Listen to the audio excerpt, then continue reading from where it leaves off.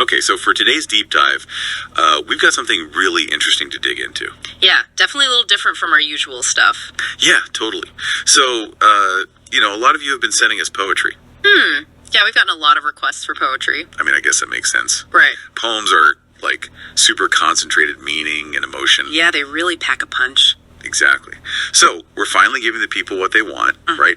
Deep dive into a poem, a hymn, actually.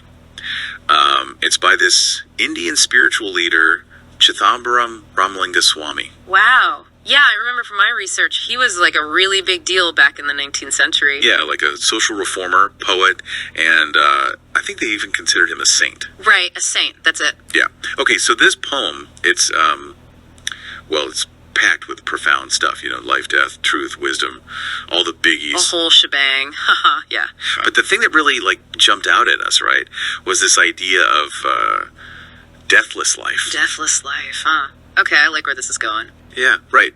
It sounds kind of, I don't know, maybe a little dramatic, a little intense. Well, I mean, death is kind of a big deal. Oh, totally. But, the way he talks about it, it's not about, literally living forever. Right, it's more philosophical. Yeah, exactly. More about, living a life that's so full of, I don't know, meaning and impact. Like leaving a legacy. Yes.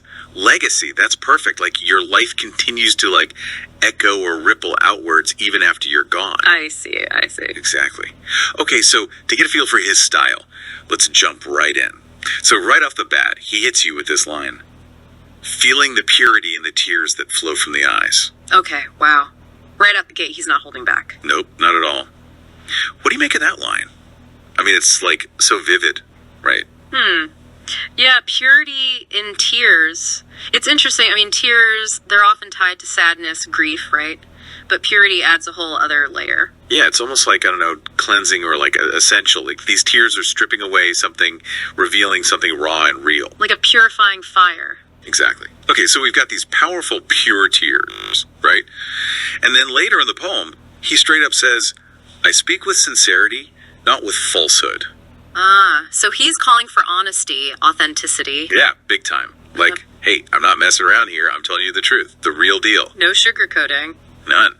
Which honestly feels so relevant today, right? I mean, we're bombarded with information all the time. Yeah, and it's hard to know what's real and what's not. Totally. So he's laying the groundwork. He's saying, look, life is intense. There's joy, there's sorrow, and it all boils down to truth, to keeping it real. I like that. So he's setting the stage for this deathless life. Yeah. But how do we get there? What's the path? Right, exactly. Well, he introduces this interesting figure, a king or sovereign. It's clearly a metaphor for a higher power. Okay, a king. So that brings in ideas of authority, guidance, maybe even divine law. Yeah, totally. Which makes me think, a lot of spiritual traditions emphasize surrender, letting go of the ego. Right, going with the flow. Right. But a king, he's also about setting boundaries, giving commands. Right, yeah, there's a structure, a system in place. So how does that fit with Ramalinga Swamy's emphasis on personal sincerity, on finding your own truth? Is he saying there's a right way and a wrong way to live? Or is it more about aligning yourself with some kind of cosmic order? That's the big question, isn't it? It's definitely a paradox. Maybe it's about finding a balance between surrendering to something greater than ourselves and staying true to our own inner compass. Yeah, find that sweet spot, that harmony. Yeah, the middle path. Right. And maybe that's how we achieve this deathless life. Finding that balance, the key to transcending death. Possibly. I mean, he doesn't, spell it out for us, right? It's all very poetic, very metaphorical. Yeah, he leaves room for interpretation, for personal reflection. Exactly. Okay, so we have these intense emotions, the search for truth, this king figure.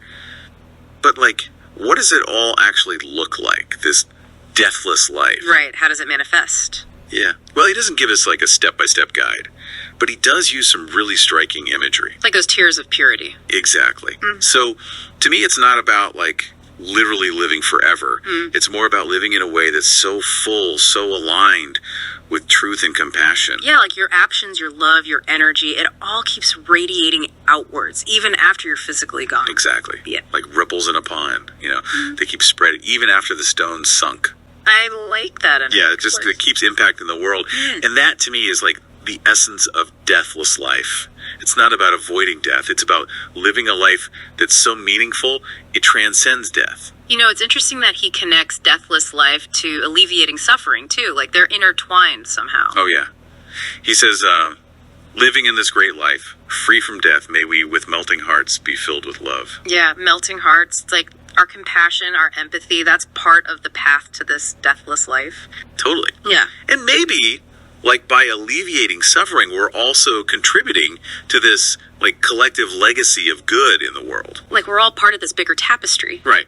Which I think brings us back to that idea of the gathering of truth. Yeah, the idea that truth isn't just some individual thing, it's something we create together. Exactly. And it makes me think about, we live in a world where everyone's got their own truth, their own version of reality. Yeah, so many different voices, different perspectives. Totally. Which can be great, right? Diversity, all that. Yeah. But it can also be overwhelming. And sometimes, like, isolating. Yeah, exactly. So I think that's the big question Ramalinga Swamy leaves us with, right? If deathless life is about this collective gathering of truth, then where do we find that in our own lives? In a world that feels increasingly fragmented, how do we come together and create something that's greater than ourselves? Right. It's a tough one, but definitely worth thinking about. Yeah, absolutely. Food for thought. Definitely food for thought. I think Ramalinga Swamy would approve. Yeah, I think you would too. This deep dive made me really appreciate his work. Like, he's not giving us easy answers, but he's asking the right questions. Yeah, absolutely. Yeah. He's pushing us to think deeper, to look beyond the surface. And to find those connections, those threads of truth that weave us all together. Beautiful. Yeah, beautifully said. Thanks. So, listeners, we'd love to hear your thoughts. Where do you find your own gathering of truth? Hit us up on social media. Let us know. Yeah, let's keep this conversation going. Because honestly, that's part of the deathless life, right? Yeah, it totally is. Sharing ideas, connecting with each other, it all leaves a mark. And who knows, maybe it'll ripple out further than we can even imagine. Maybe so. All right, folks. That's a wrap for this deep dive. Thanks for joining us. Thanks for listening, everyone. We'll catch you next time.